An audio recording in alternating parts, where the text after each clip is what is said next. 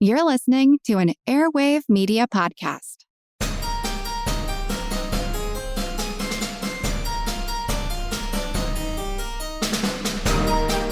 Hello, and welcome to Ben Franklin's World Revisited, a series of classic episodes that bring fresh perspective to our latest episodes and add deeper connections to our understanding of early American history. And I'm your host, Liz Covart.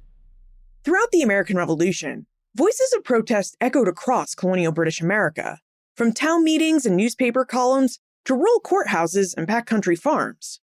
But while these shouts of resistance often came from men, the consequences of their protests and actions reverberated through the lives of women and families, often shaping their decisions, allegiances, and their futures. In next week's episode, episode 419, we'll be exploring the North Carolina Regulator Movement, a topic you've long requested and one that will provide us a look inside a grassroots rebellion. So, in preparation, I thought we should revisit a story that will help us understand how such conflicts affected those often left out of the political and historical spotlight. In episode 380, we spoke with Cynthia Kierner, a professor of history at George Mason University and the author of The Tory's Wife, A Woman and Her Family in Revolutionary America. Through the life of Jane Spurgin, a woman who lived in rural North Carolina, Cynthia helps us see how the disruptions of the Revolutionary era shaped women's daily experiences and their political choices. During our conversation, Cynthia reveals how women navigated the political divisions and violence of the South Carolina backcountry during the American Revolution, why loyalty and resistance often look different through the lens of family and home life, and what one woman's story can reveal to us about the wider costs of the American Revolution. All right, are you ready to revisit this powerful perspective on the American Revolution? Let's go rejoin Cynthia Kierner.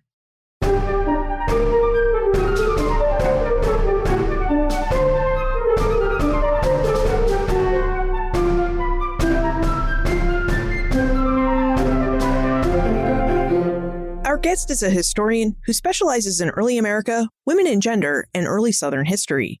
She's a professor at George Mason University and the author of The Tory's Wife, A Woman and Her Family in Revolutionary America. Welcome to Ben Franklin's World, Cynthia A. Kierner. Well, it's a pleasure to be here, Liz. Now, The Tory's Wife, A Woman and Her Family in Revolutionary America is a history about Jane and William Spurgin, a couple who lived in the North Carolina backcountry, and their experiences during and after the American Revolution. Cindy, would you tell us a little bit about Jane and William Spurgin, who they were, and how they came to live in the North Carolina backcountry before the war? Sure. Well, they were born in Maryland in the 1730s. They were both of English ethnic origin. In fact, William's father had come over from England as convict labor as a young man and settled in Maryland. Jane's family origins were a little bit more respectable than that. Jane and William married also in Maryland sometime in the early 1750s, and then they came to the North Carolina backcountry, specifically Rowan County, by around 1757. And when they went there, they were among the thousands of people who traveled from places like Pennsylvania, Maryland, Virginia, down what was known as the Great Wagon Road to settle in the Carolina backcountry. And they went there mostly because land was cheaper. They often traveled in neighborhood groups or in family groups, and that was certainly the case with Jane and William. Her brothers came, his brothers came. Both of them had parents who were living who came as well. And they had one child born when they left Maryland. And by the time everything was said and done and they were finished with their family, they had 13 children in all. The last two of whom were born during the war. The last one was born in 1780. That's a really interesting migration process. When I've studied post-Revolutionary War migrations, it's usually the second or third New England sons going west to New York, Michigan, and places in the Midwest, trying to find land because there just weren't enough plots in New England to bequeath, especially younger sons. But during their migration pattern, they often moved in winter when the roads were frozen, and younger sons, the men of household, would go out to these western regions, find and purchase a plot of land and set up a starter homestead, and then send for their extended family back east. But the process you're talking about in this pre-revolutionary migration is that you have these big extended family groups who are moving together to the North Carolina backcountry before any sort of infrastructure was set up. Yeah, that's right. And in the Spurgins case, when William's father died, there were three sons. The father left all the land to William, who was the eldest son. And at some point, not long thereafter, the family decided that if they all moved together, all three of the brothers could get land and they could get more of it.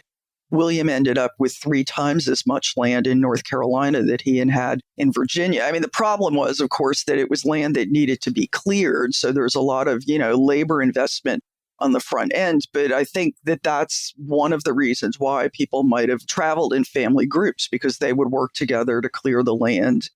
The terrain in the Carolina backcountry was hilly, but it was good for farming, mostly wheat.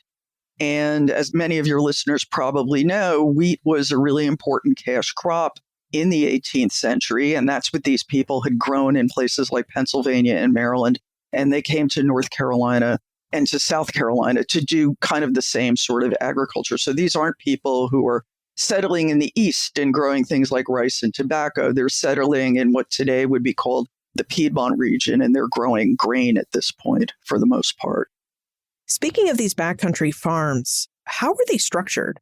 When we talk about eastern seaboard facing plantations in Virginia, Maryland, and the Carolinas, as you pointed out, we're usually talking about tobacco, indigo, and rice plantations. And those plantations involved a lot of enslaved labor because those crops were very labor intensive. How about these backcountry farms? They were producing wheat. Did they also have to rely on a lot of enslaved labor? No, not to any great extent at all, particularly initially. So these are mostly people who, they're not poor, but they're, I guess, what we would call middling or middle class sort of people who own land for the most part in places like Pennsylvania and Maryland and Virginia, where they're doing this kind of mixed agriculture that they would have been doing if they had remained back in England or Scotland or kind of wherever they came from. So the area was populated with these people who were used to doing that kind of agriculture where you would have grown crops both for subsistence and for trade. You also would have had livestock. If you were particularly wealthy or had capital to invest, you might have had a mill for grinding grain. You might have had a sawmill because obviously they're cutting down all these trees. They need to use them to build their houses. But the kind of agriculture that they're doing is not as quote unquote labor intensive as rice or tobacco. They're doing orchards, they're doing dairying, they're doing all of these other sorts of things. There is a fairly small, very small by the standards of the southern colonies, enslaved population in Rowan County at the time of the American Revolution. And that would go for the other backcountry counties of Anson and Orange as well. And in the case of the Spurgins, the record is a little bit sketchy, but it looks like at some point they may have had 1 or possibly 2 enslaved men working for them. It's not at all clear to me whether they were working for them sequentially or simultaneously. There are some wealthier men in the area who do acquire a larger enslaved workforce, but by larger, quote unquote, we're talking maybe about 5 or 6 people, nothing at all on the scale that you would see in the rice plantations in the Eastern Carolinas or even on the larger plantations in Virginia. To be a member of the quote unquote wealthy class in the Carolina backcountry looked very different than it would have looked in, say, Tidewater, Virginia at this time.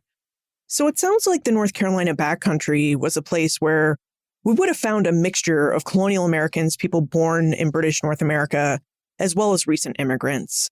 And we would have seen some enslaved labor, but enslaved people were not a large population in this area as they were along the eastern seaboard. And the backcountry seems to have been this perfect hilly land for farming wheat. So it does sound like a place where families like the Spurgins would have thrived operating a family farm. Cindy, was there any sort of distinctive culture that developed that we could point to now as a distinctive North Carolina backcountry culture? Basically, the culture that developed is the one that had developed maybe decades earlier in places like Pennsylvania and Maryland and Virginia. And here I'm talking about the parts of Pennsylvania, Maryland, and Virginia that coincide with, more or less Interstate 81 today, right? So on the east side of the mountains, but still west of places like Williamsburg and Richmond and Baltimore and places like that. And the culture is, I guess, first and foremost, really ethnically diverse, even if you're just talking about white people. There were English people or people of English extraction like the Spurgins. There were lots of Germans, most notably the Moravians, who have big settlements in both Pennsylvania and in North Carolina. And there were also lowland Scots, who historians tend to call the Scotch-Irish or the Scots-Irish. So these were not the Highland Scots who settle in the eastern part of North Carolina, but rather these are the Scots from the lowlands who are Presbyterian, who come in large numbers to Pennsylvania in particular, and then successive generations migrate southward into Maryland, Virginia, and then eventually into the Carolinas. So it's an ethnically diverse population. It is an agricultural population, but it is a population also that is very much connected to the market society of the larger world. So one of the first things that happens when they set up a county government in Rowan County is they're like, okay, we need roads. If we're going to make a living growing wheat, we can't just sit around eating wheat. We got to sell it to people. And the way that we do that is we have roads that are going to connect us to places like Wilmington and Charleston, which are the ports that can send this wheat down to the British Caribbean islands where they're growing sugar and they need to import their food or send it to Europe. So they are connected with the larger world in that way. It's a society and a culture that is less connected to the larger world in terms of what we would think about as print culture. I mean, a newspaper might trickle in now and then, mostly actually from Williamsburg, because there's not any newspaper anywhere in North Carolina until the mid 1760s, and it's pretty spotty. It kind of comes and goes. It's not a consistent source of news or information. So there is this connection with the larger world, but the connection is mostly by trade. The other thing that I guess is significant about this culture, and this is related to the ethnic diversity, is the enormous religious diversity. Again, white, Protestant, but still, with under that umbrella, a very diverse population, but at the same time, largely unchurched. So there are Moravians and they have their ministers, but there are Baptists, there are Presbyterians, there are Church of England people. And for quite some time, most of these denominations are sort of tending to religion on their own, which would not have been the case when they were living in places like Maryland and Virginia. So in that way, when they moved to North Carolina, even though, arguably they're trying to replicate the world they left behind, only with more land for everybody, there are some distinctions. And I think that the sort of relative lack of connectedness and relative lack of religious authorities would be two sort of distinctive aspects of that culture. Another really neat feature of Cindy's book, The Tory's Wife, is that it investigates life in the North Carolina backcountry during the American Revolution. So now that we have some knowledge about the geographic, agricultural, and even cultural landscapes of the North Carolina backcountry, we should really dig into the political landscape that existed there on the eve of revolution. Cindy, as you note in The Tory's Wife, the Revolutionary era politics and sentiments of the North Carolina backcountry seem to have been closely tied to the Regulator Movement that took place between 1766 and 1771. So would you tell us who the Regulators were and what their movement was about? So the Regulators were farmers in the backcountry who resented the corruption of local officials. And by local officials, I mean primarily the justices of the peace, who were like the magistrates and really, besides being the judges on the local court, kind of ran all of the local government in the area, as would have been the case in any rural area in colonial America. And these justices of the peace in Rowan County were, for the most part, of kind of middling social origins. And they had come to the backcountry, like William Spurgin had, to get ahead. But some of them were just incredibly ambitious, ruthless in terms of how they were going to get ahead and how they were going to accumulate property. So they would impose fraudulent fees on farmers. they would take money to register land titles and then never register the land titles. They would impose high and very inequitable sorts of taxes, which again hit these kind of poor and middling farmers kind of hardest. The farmers who became disgruntled and who became regulators also resented the fact that the western parts of North Carolina, which was, in other words, the backcountry, had minimal representation of the colonial assembly. And part of the reason for that was that the population of the area grew so rapidly that there was no real attempt to sort of reallocate representation and make it commensurate with the area's quickly growing population. So the regulators were angry. So what do you do when you're angry? Well, first you try doing things sort of peaceably. You petition, you protest. And when that doesn't work, you occasionally stage a small riot. There was one instance in which the county authorities were going to take this farmer's cow because he hadn't paid his taxes. So there's a small uprising to sort of protect the farmer and protect his cow. This did not sit well with the local authorities, this kind of violent protest. It certainly didn't sit well with Governor William Tryon, who was the governor of the colony, and part of his job as governor of the colony is to keep the peace.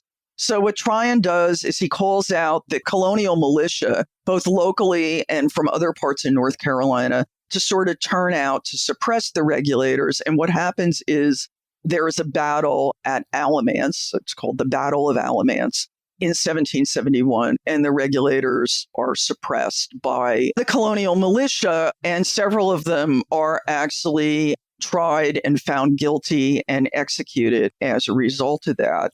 How does this relate to the revolution? Historians have long debated the relationship between the regulators and the revolution.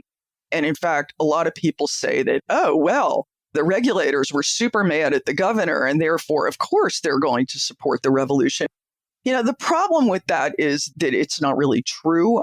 In my opinion, the most convincing interpretation is that most people who supported the regulators actually did not support the revolution, because the revolutionary movement was being led in the backcountry by the exact same people who had opposed the regulators, namely those corrupt justices of the peace and other corrupt local officials like sheriffs and constables and things like that.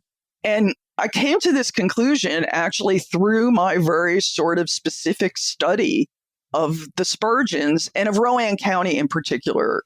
How this sorted out might have been different in, say, Orange County or Anson County. But in Rowan County, of all of the justices of the peace, and there were like over 20 of them, William Spurgin was the only one who did not support the revolution, or at least go along with it in some way. And although he was pretty quiet about it, he kind of had to be because of his position, he was also probably the only one of the justices of the peace who didn't hate the regulators. So at least for Rowan County, that connection between the regulator movement and the revolution is mostly a negative one. I mean, my sense is really that most of the people who had been regulators just wanted to be left alone. But if they were forced to choose, they were not going to support the movement that was being led by these men who they had hated for a decade or more once the revolution finally started. That's really interesting that your research revealed that about the regulators. And admittedly, I don't know a lot about the regulators, but in what I've read about them in passing, historians do portray them as these proto-revolutionaries who go on to wage the revolution in North Carolina. And it sounds like from your research, you found that the opposite happened, at least in Rowan County, that the regulators in Rowan largely turned out to be loyalists or perhaps even disaffected. There's a great quote. A really good book about colonial North Carolina is an old book called Poor Carolina by Roger Ekerch.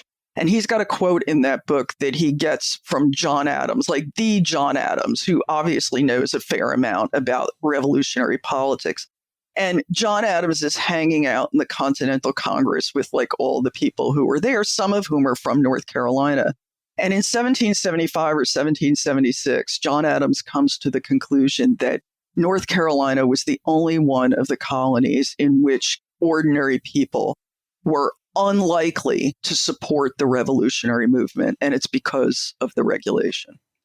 I do wonder how ordinary people like Jane and William Spurgin fit into the regulator movement in Rowan County and into the American Revolution, which was starting to break out in the North Carolina backcountry. Well, we don't know for sure, but Jane and William, I suspect, may have been sympathetic to the regulators. So two of Jane's brothers were involved in the movement. One of them was slated to be executed for his involvement, though he somehow escaped that fate. But William had to keep his feelings to himself because of his position as a justice of the peace. So we don't really know where he stood. But I mean, one thing I did figure out is that he was not one of the justices that the regulators routinely complained about. I mean, there are certain guys that they complain about like all the time. They never mention William. Another thing that I kind of figured out is that William didn't get wealthy as a result of his position as a justice of the peace, unlike many of his colleagues. So he was prosperous, but he wasn't like wealthy. And a lot of the men who were on the bench did get wealthy. And from the regulators' view, they got wealthy because they were engaging in these fraudulent practices. So we don't really know exactly how they fit into the regulator movement, although if I had to guess, they were quietly sympathetic to it. In terms of the choices that they had to make in 1776, and that William in particular had to make in 1776, he was very successful in keeping quiet about where he stood on the whole regulator issue. When the revolution came, if you were a white man, the people who were running the revolution really wanted to sort of confirm that everyone was behind them and to punish people who weren't. And so in 1775, 1776, William had to choose, and he had to choose publicly. And kind of the way you did that was you took a loyalty oath. And William repeatedly refused to do that. Why? Well, he might have remained loyal to the crown because of his previous oath of office, which was to uphold the king's laws, though that certainly didn't stop most of his colleagues as justice of the peace from sort of switching sides. And in fact, although people took oaths very seriously back then, they also did allow for the possibility of one oath superseding another in dire circumstances. And clearly, this would have qualified as circumstances that met that criteria or that definition. He might have remained loyal to the crown because he thought the colonies didn't stand a chance of winning. Surely people did that. Or he might have seen remaining loyal to the crown as his best chance for upward mobility. Here was a guy who came from Maryland and had really sort of risen somewhat in society by being appointed as a justice of the peace. One of the things that happens in late 1775 is North Carolina's last royal governor, whose name was Josiah Martin, offered William a military commission in the Loyalist militia, which he accepted. When the governor basically said, go out, find some guys, and let's fight for the king. And he might have viewed this as an avenue of upward mobility. And in fact, he ended up serving for the duration of the war, and he rose to the rank of colonel.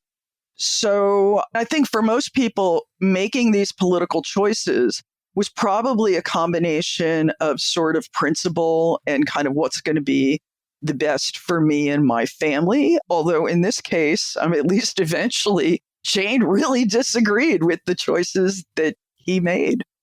Yeah, and I've actually found the same thing that you found in your research in North Carolina and my research on early upstate New York, and specifically Albany County, which was a huge county back then, where you had these men, I'm thinking of Abraham Yates Jr. in particular, who stood outside of political power under the British regime. And he became a revolutionary specifically because he wanted to have and wield political power. And in order to do that, he and others basically had to create a new form of government.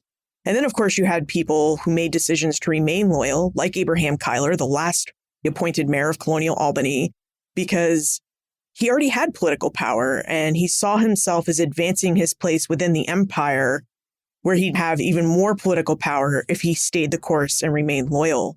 So I think what you're finding in North Carolina and what I found in New York also really fits in with an argument that historians make about the revolution, which is the revolution was in part about white men's power and social and economic mobility.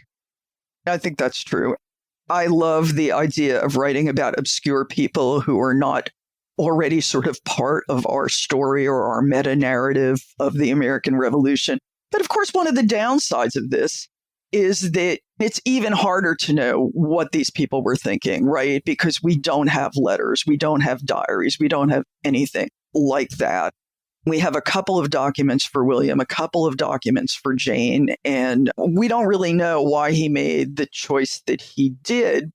So I think the main trend in the literature on the American Revolution is to sort of step back and say, look, what we really need to consider is the fact that this was a brutal civil war. If you want to make that case, there are a lot of places that qualify, but in some ways, the North Carolina backcountry is kind of at the head of the pack, because even though there are no major battles in the area until 1780, which is kind of incredible, right? Because the war starts 5 years earlier. But even though there are no major battles in the area, there are skirmishes, there are raids, and we can see that the population is horribly divided, that there are people who are Tories, there are people who are Whigs, there are arguably even more people who just want to be left alone, and people switch sides. They switch sides a lot. William didn't switch sides, which kind of makes him interesting, not unique, but interesting in this area. Now, when most historians study the politics of the American Revolution, they're looking at the views and ideas of men.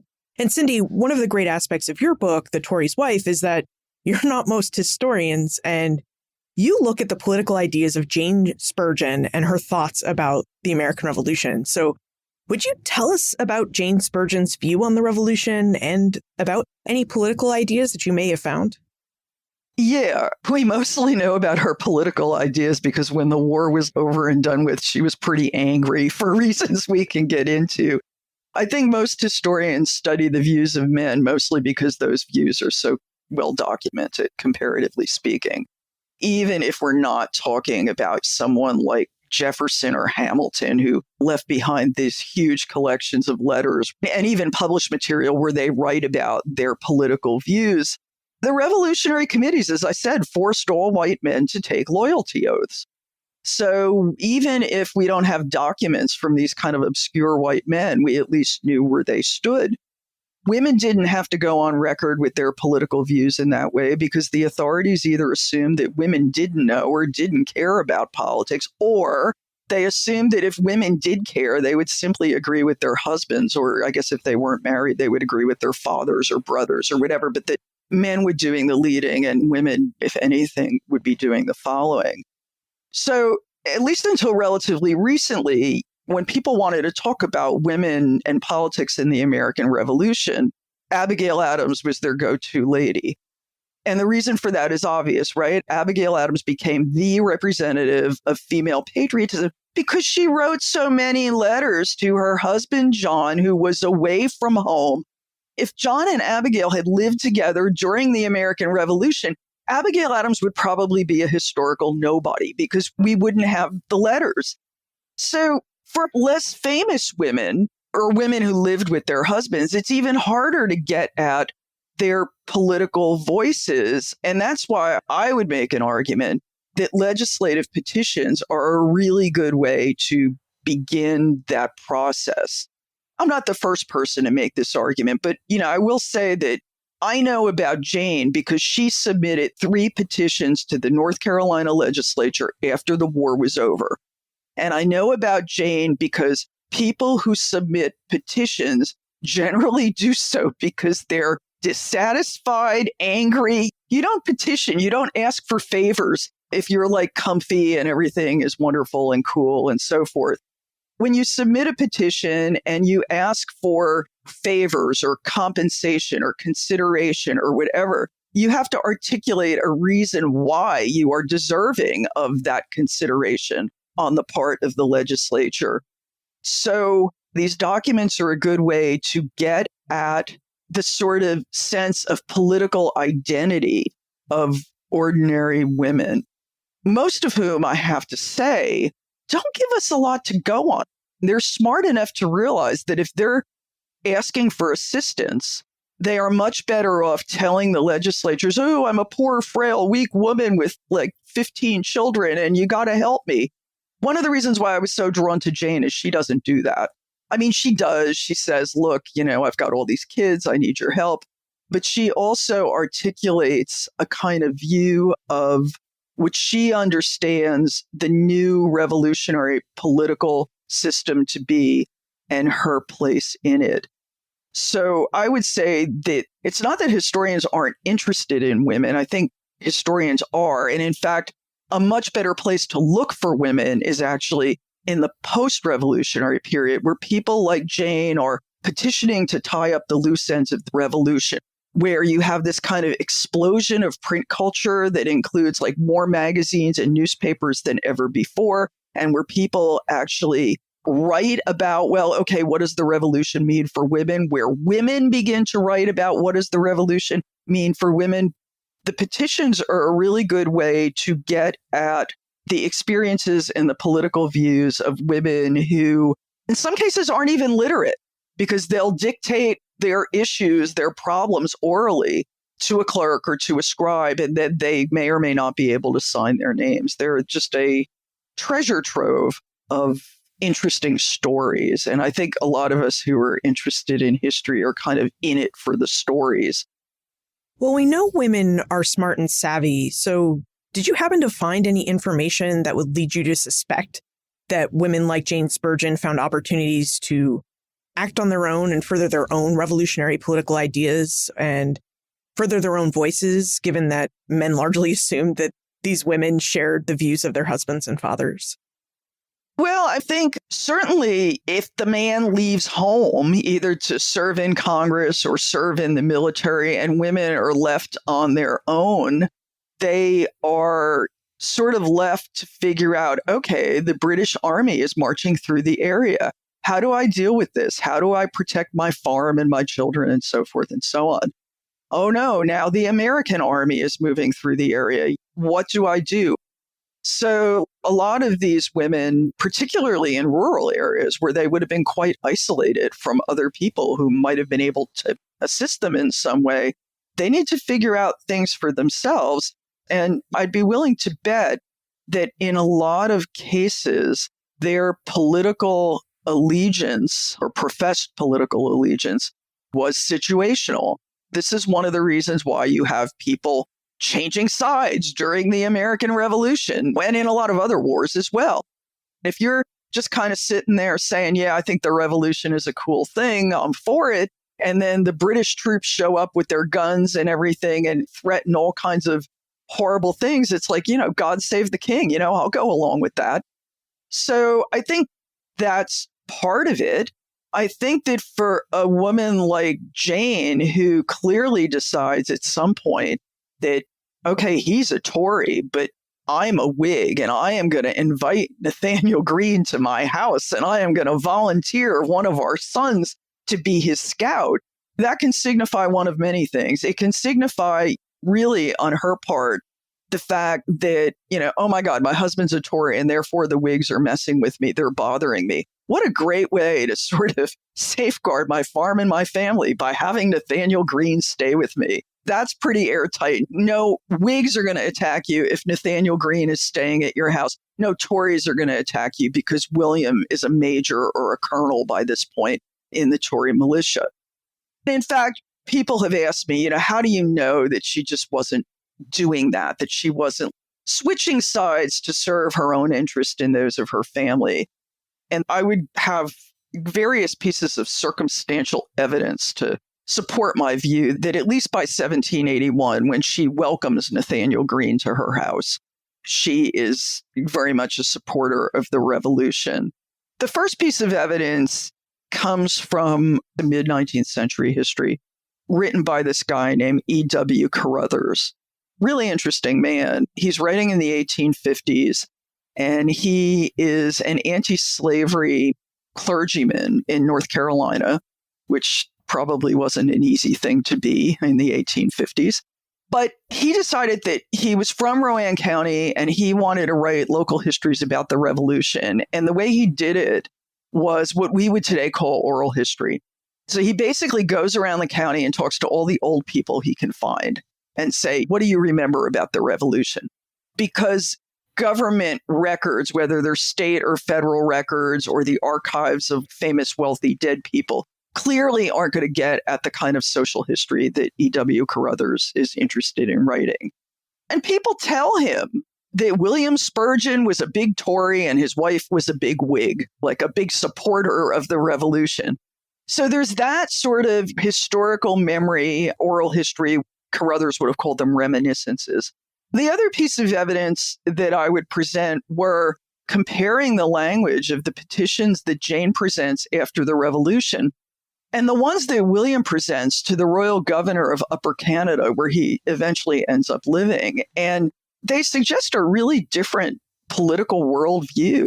Jane's petitions are legalistic and assertive, and she ends up in her last one claiming what she calls the common rights of other citizens, which to us today might not sound like a big deal. But for a woman to make that assertion in public to the state legislature, the most powerful men in the state, it actually was a big deal. When William goes to Canada, he petitions the royal governor there for land, basically saying, look, I'm a loyalist. I fought here and here and here. Give me land, please.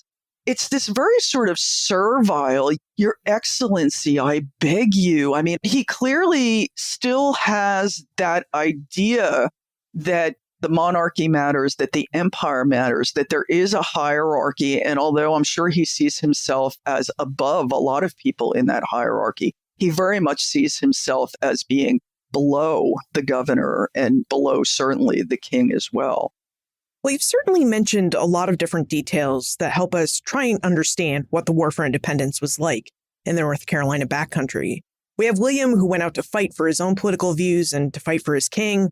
We have Jane, who stayed home with their family and their kids and tried to make the best of the farm and the political and military situations around her.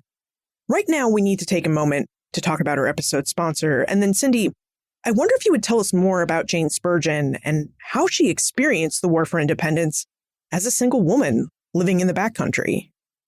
If Ben Franklin's World has deepened your understanding of early America or sparked your curiosity, please consider supporting the show. We're now independently produced by Clio Digital Media, a small nonprofit I co-founded with fellow historians Joe Edelman and Karen Wolf. There's no big institution behind us. We're just a team of 3 historians with our deep love of history.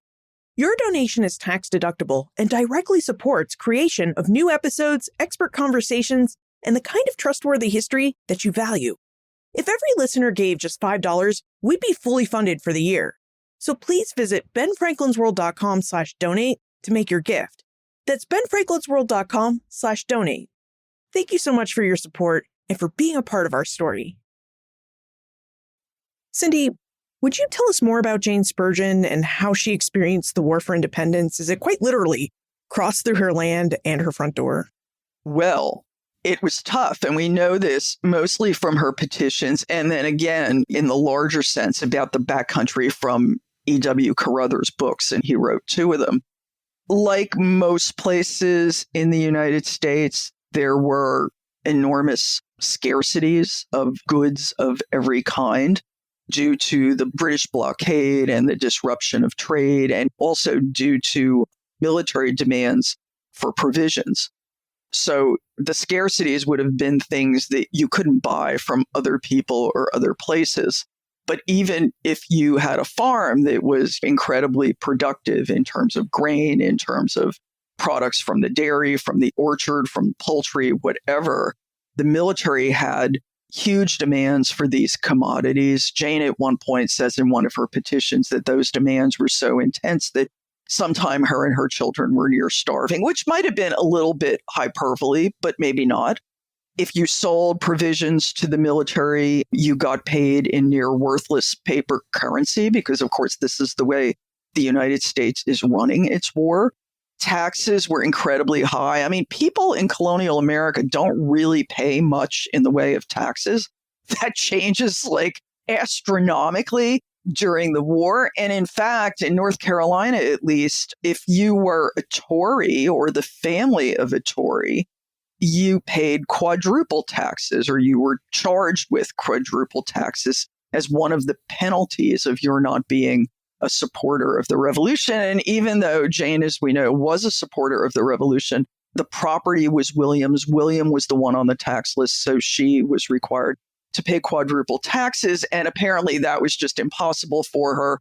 At the end of the war, William appears as one of the county's tax delinquents and insolvents. And so that's obviously not a good thing. In terms of the violence, there's tons of violence in the area, even though, as I said, there aren't really any major battles before 1780. So at the very beginning of the war, there's a battle in eastern North Carolina called the Battle of Moores Creek Bridge. William is involved in that battle. The Tories lose that battle. And then, everybody sort of scurries off and hides from the Patriots so they don't get captured, and he didn't get captured. After Moores Creek Bridge, it's really not until 1780 that the kind of battles that appear in capital letters in histories of the revolution, there just aren't any. There are a lot of smaller raids. So the Tory guy living on the farm next door to you really hates you. And so he's going to go steal your livestock and terrorize your family just because, he can get away with it because of the war, or vice versa, right? It goes both ways. There are also skirmishes. And again, in the sort of big military histories of the war, don't really qualify as battles. So for anyone who's interested in military history, my book doesn't have a lot of the famous battles in it. What it has is a lot of these confrontations that in many cases don't even have names, but often pit neighbor against neighbor in ways that are really quite horrifying. So this idea of the revolution as a brutal civil war is one that most certainly applies to the Carolina backcountry and to Jane's experiences. So it's ugly. One aspect of this brutal civil war is that during and after the War for Independence, many states, like the state of North Carolina, enacted punitive measures against Loyalists, like William Spurgin. Cindy, what punitive measures did North Carolina enact against Loyalists like William Spurgin, and how are these acts designed to be punitive? Okay. In North Carolina and in all the other states, state governments tried to suppress dissent or convert dissenters to the side of the revolution by penalizing people who wouldn't support independence and then later the war effort. So the statutes did several things. I mean, at least on paper.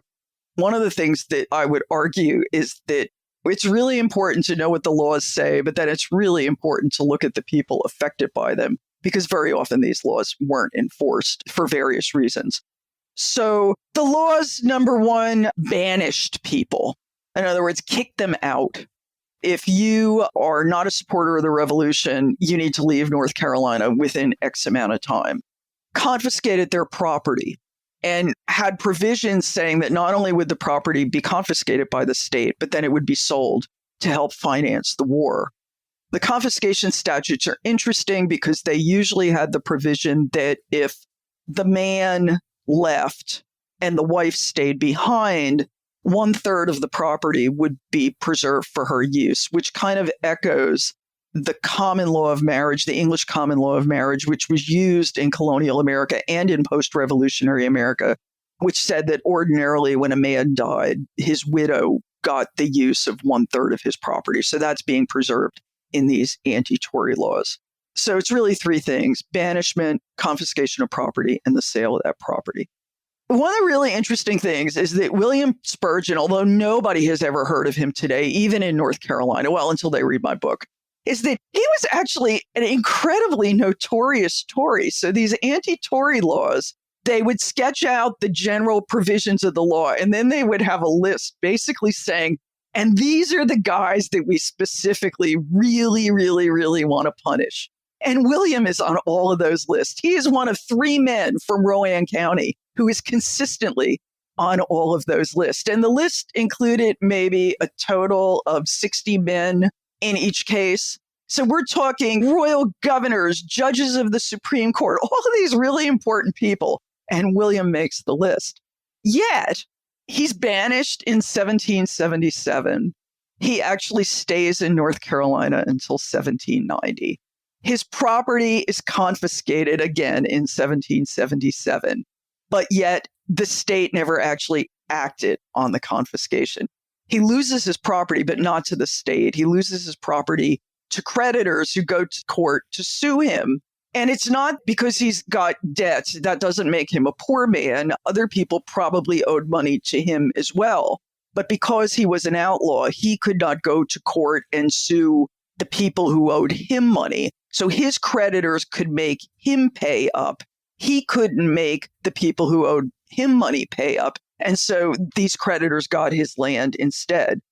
So there are all these sort of economic penalties that are sort of employed to get people to move over to the revolutionary side. But it's really, really important to realize that the laws aren't always enforced, as I said, for various reasons. And a lot of the recent scholarship on loyalism talks about, not about North Carolina specifically, but in other states, talks about how a lot of these loyalists actually were able to return home and kind of patch things up and kind of resume their lives in their communities, which I think is really quite surprising given how nasty this war turned out to be. But apparently it was not uncommon for that to happen. Speaking of patching things up, it seems like we should talk about the elephant in the room at this point, which is that after the war, it seems like Jane and William must have reunited. So do we know anything about their reunion and what it was like for these spouses who picked and really served two different sides during the American Revolution to reconnect? Well, I have no evidence that they did reunite, actually. Certainly, they were together from time to time during the war. William spends the war basically running around with Tory militia and hiding out in the woods after they lose battles, so he doesn't get captured, and he never does get captured. But we know that he's home at least a bit because the Spurgins have two more children during the war, two sons, the first of whom they actually name after the last royal governor of North Carolina, Josiah. And then the third one is born in 1770. But when Jane first petitions the legislature in 1785, and of course the war ends in 1781 for all intents and purposes, when Jane petitions the legislature in 1780, she says, "My husband hasn't been home since the war, and I don't expect him to come home either." So they didn't really reunite after the war. They lived separately. And in fact, William took up with a much younger woman who was also married, by the way. So William is a father yet again in 1787, and Jane is not the mother of that new child. So they're certainly estranged by then.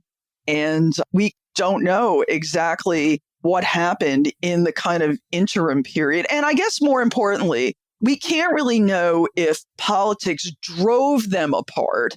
In other words, if at some point during the war, William's like, "I'm a Tory," and Jane's like, "Well, I'm a Whig, get out of here." Or on the other hand, we don't know if their relationship was already strained even before the war, and their different politics just became another expression of a pre-existing estrangement. You've mentioned during our conversation that Jane sent petitions to the North Carolina State Assembly after the war. And in your book, The Tory's Wife, you point out that Jane sent 3 petitions, all in an attempt to try and hold on to her family's land in Rowan County. Cindy, would you tell us more about the petitions that Jane sent and why you found these petitions to be really interesting? Oh my God, I've thought about these petitions for years. I first discovered these petitions like in the 1990s.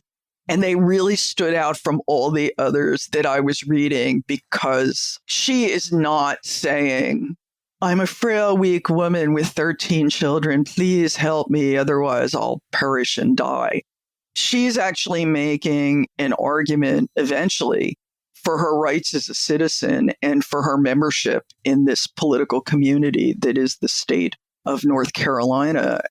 I'd like to think that in a lot of ways, Jane is the tip of the iceberg, that a lot of women are maybe thinking these things, but they're not necessarily saying them or putting them in writing. Anyway, the 3 petitions. She had 2 overlapping goals in the 1780s. Number 1, to prevent William's creditors from taking the property, which was roughly 700 acres total. And number 2, to get the state to give her that widow's third of his estate, which the anti-Tory laws said that wives should get if they stayed in the state when their husbands left, which she, of course, did. So in her first petition in 1785, she was very restrained, very legalistic in her language. And I think she assumed that the legislature would read her petition, they would read their law, and they would say, oh yeah, Jane should get 1/3 of William's property. That's what the law says. So my guess is that she was pretty shocked when they rejected her petition. I mean, that didn't happen. So 3 years later, in 1778, she was a bit more assertive, a bit more indignant. And she basically said, look, I've lost the family land. I'm going to be homeless. This is awful. And all of my problems are the result of William's bad conduct. So one of the things she says to the legislators is that she couldn't believe that the lawmakers intended to, and these are her words, make the wife and small children miserable on the account of the husband's and father's transgressions. In other words, she is expecting the state to step in and basically say, look, this was William's fault. It wasn't Jane's fault. She's a mother with young children. We need to step in and make sure that they don't become homeless and suffering as a result of his stupid political choices. She actually gets a whole bunch of men in her neighborhood to sign this petition in support of her position. And it's interesting that the men who sign it, some of them are Tories, some of them are Whigs, some of them probably had no politics at all. But this petition was also unsuccessful. So it's the third petition that the language to me is just so incredibly striking. It was really quite remarkable. In 1791, in her third petition, she explicitly disavowed William. In other words, she didn't just say, oh, well, he made some bad choices. She said, I'm not like him. He was a Tory. I was always a faithful supporter of the revolution. I was always a faithful supporter of North Carolina's war and the patriot government. And on the basis of her loyalty and allegiance, in this petition, she now claimed what she called the common rights of other citizens, which again, that might not seem like a big deal, but it was a very bold and very unusual statement for a woman to make at the time, especially in public. And I have read all the Revolutionary War petitions for Virginia, North Carolina, South Carolina, and Georgia, although there was a fire that destroyed most of them from Georgia. But basically, Jane is the only one to use this kind of language. And interestingly, no one remarked on her unusual language at the time. My guess is that it probably didn't win her a lot of fans. These guys are probably like, what is this woman doing? And actually, this last petition was not granted by the legislature. It wasn't rejected, but it also wasn't granted. Yet, a few months later, the state land office in North Carolina did grant her title to 400 acres in the area Abbott's Creek in Rowan County, where her and her family had lived. That land title was in her name, not William's, and it included the land on which her house had been built. So she was not homeless as a result of that. So how did Jane Spurgin's story end, given that she only had partial success with her petitions? She was unsuccessful in the petitions, but she got what she wanted. She even got more than she wanted. 400 acres is more than a third of 700. So that's pretty cool. I don't know exactly why things worked out that way and why the situation was resolved so quietly. In other words, there's no explanation of why she got the land. There's just evidence that it in fact happened. Her story after that ends pretty quietly. She gets her land grant in 1792. She lives another 11 years and she dies in Rowan County in 1803. The story of the extended family is absolutely fascinating and kind of bizarre.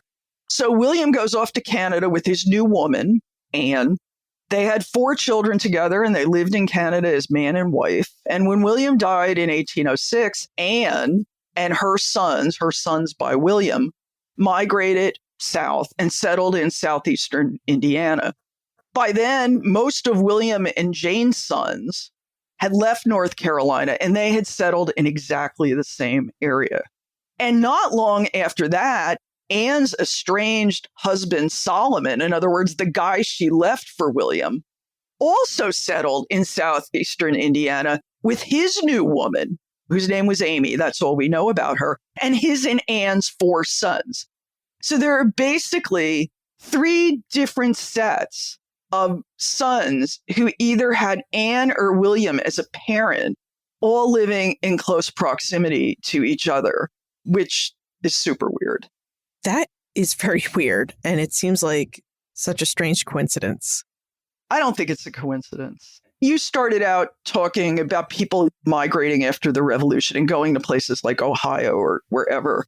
And I mean, I think a lot of historians have written about post-revolutionary migration as people being in search of economic opportunity. I actually think that's true, but that the chaos of the war and the chaos of the anti-Tory laws kind of made it easier for people in bad marriages to dissolve them. So I can't prove this, but why would all of these young men, most of whom had been abandoned by their father or their mother, of all the places they could choose to settle, why would they all settle in the same area? On some level, I think they saw each other as family. They saw each other as support to like kind of help clear the new land and all of that. And what I would deduce from that is that by 1790, maybe Jane and William were done and they're kind of, well, you know, this was fun, but I'm out of here now. Maybe Anne and Solomon were as well. In Free Women of Petersburg many years ago, Suzanne Lebsauk used the term do-it-yourself divorce. I think that's maybe what might be happening here. I can't prove it, but I like to think that all of these people ending up in southeastern Indiana was a happy ending rather than a traumatic one. And on that note of informed speculation, it's time for the time warp. This is a fun segment of the show where we ask you a hypothetical history question about what might have happened if something had occurred differently or if someone had acted differently. Cindy, in your opinion, what might have happened if Jane had joined William and supported the Loyalist cause?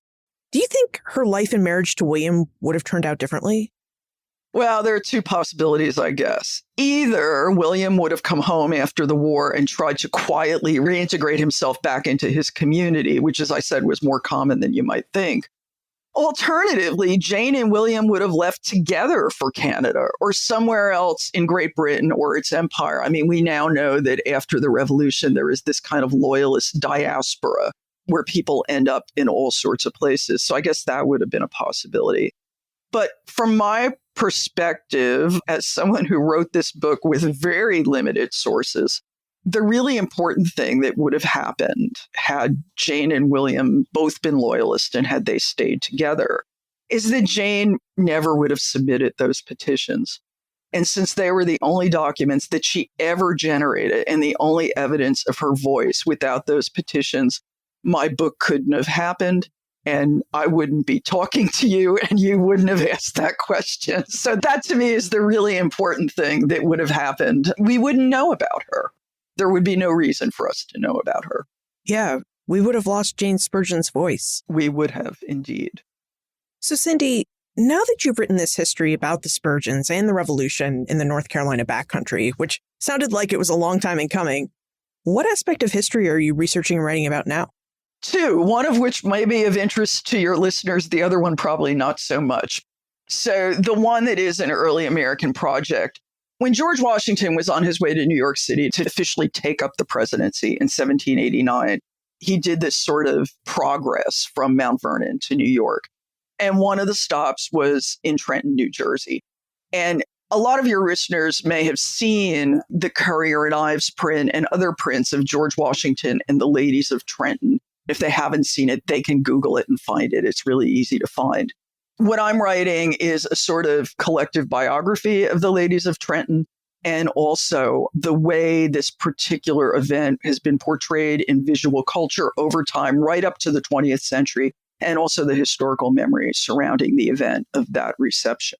Because it is the only place where the ladies are the ones in charge of receiving George Washington in their community, and there are a lot of interesting reasons for that. My other project is a biography of another notable American woman, though one from the 20th century, which is like super weird for me. Lots of sources on 20th century topics. And her name was Joan Whitney Payson. She was a Whitney who was a philanthropist in New York, an art collector, a venture capital, and founding owner of the New York Mets. Well, I'm interested in that story, but I'm a big baseball fan. As am I, but it was a rough year. Yeah, last year was rough for the Red Sox too, but perhaps this season will be better for both the Mets and the Red Sox. There you go. There you go. So, Cindy, if we have more questions about the Spurgins or women's experiences during the American Revolution, where's the best place for us to pose our questions to you? The best place is through the Mason website. Email. I'm an email maniac. Love it. Answer quickly. Big fan of the empty inbox. So if anybody wants to get in touch with me, that would probably be the best way of doing it. Cynthia Kierner, thank you for joining us and for introducing us to Jane and William Spurgin and what their experiences were like during the American Revolution. It was my pleasure, Liz. Fun talk. Thank you. We often talk about the American Revolution and its war for independence as a series of protests, political ideas, and wartime battles. And we also talk about the revolution in a broad way, even though its broad events and politics impacted individual people and families in very personal ways. And this personal aspect of the revolution is something that we can really see clearly in the experiences of Jane and William Spurgin. Through the Spurgins, we can see how the revolution divided people, divided families. We can also see some of the toll that the revolution and its war took on everyday civilians. We may lack source material that can tell us precisely what it was like for Jane to try and provide for her children and to keep her family farm going during her Loyalist husband's absence. But we can certainly imagine how hard it must have been for her to part with livestock, grain, and other farm produce as British and American armies and militias marched through her land and requisitioned them. We also can't know whether Jane experienced anguish or anger about William's departure and his decision to support the military efforts of the Loyalist cause, or whether she may have in fact experienced a sense of freedom or perhaps even joy in William's absence. What we do know is that William's departure to lead a Loyalist militia unit meant that Jane became the de facto head of household. She could run the family farm as she saw fit and as the war allowed, and she was free to express her pro-revolutionary views. And we know that Jane did this because she hosted General Nathaniel Greene in her home, and she sent a son to serve as a scout for him. As much as we're taught that the American Revolution was a glorious event that led to the freedom and independence of the United States, we must also remember that American independence was not just about national independence and national freedom. As Cindy ably documented for us, the freedom and independence brought by the Revolution also took place in the home on a personal level. In the case of Jane Spurgin, it meant the freedom to act as a head of household and to petition the North Carolina legislature as a free and equal citizen. It also may have meant the freedom and independence that Jane needed to get out of a troubled marriage and to get away from the different political views of her husband. Look for more information about Cynthia, her book, The Tory's Wife, plus notes, links, and a transcript for everything we talked about today, all in the show notes page. benfranklinsworld.com/380. Friends tell friends about their favorite podcasts. So if you enjoy Ben Franklin's World, please tell your friends and family about it. Production assistance for this podcast comes from Joseph Edelman, Karen Wolf, and Morgan McCullough. Breakmaster Cylinder composed our custom theme music. This podcast is part of the Airwave Media Podcast Network. To discover and listen to their other podcasts, visit airwavemedia.com.